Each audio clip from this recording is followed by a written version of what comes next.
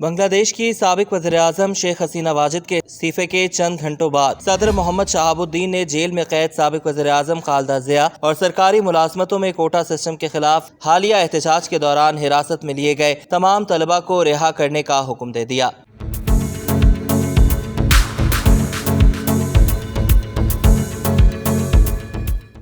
صدر شہاب الدین نے کہا کہ انہوں نے آرمی چیف جنرل وقار الزماں اور سیاسی نمائندوں کے اجلاس کی صدارت کی، جس میں یہ اہم فیصلہ کیا گیا۔ انہوں نے مزید کہا کہ عبوری حکومت تشکیل دی جائے گی۔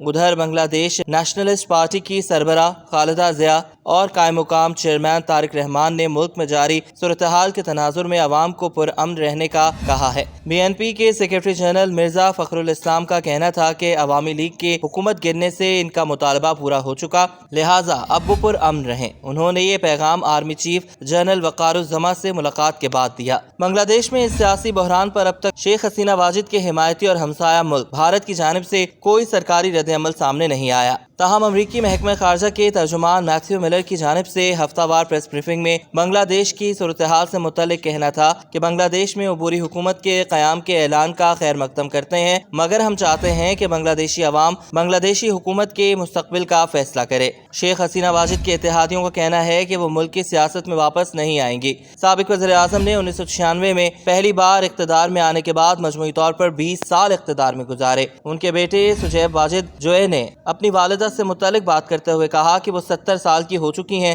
وہ اس سب کی وجہ سے بہت مایوس ہوئی ہیں۔ سجیب واجد جوئے کا کہنا تھا کہ ہمارے خاندان نے اس ملک کے لیے بہت کچھ کیا، لیکن اب بس۔ ناقدین کا کہنا ہے کہ شیخ حسینہ واجد کے دور حکومت میں جبری گمشدگیاں، ماورائے عدالت قتل اور حزب اختلاف کی شخصیات اور حکومتی ناقدین کو کچلنا شامل تھا، لیکن شیخ حسینہ واجد کے بیٹے جو ٹیکنالوجی کے بارے میں وزیر اعظم کے مشیر کے طور پر بھی خدمات انجام دے چکے ہیں، انہوں نے ان الزامات کی تردید کی ہے۔ ان کا کہنا تھا کہ شیخ حسینہ واجد نے گزشتہ 15 سال میں بنگلہ دیش کا نقشہ بدل کر رکھ دیا۔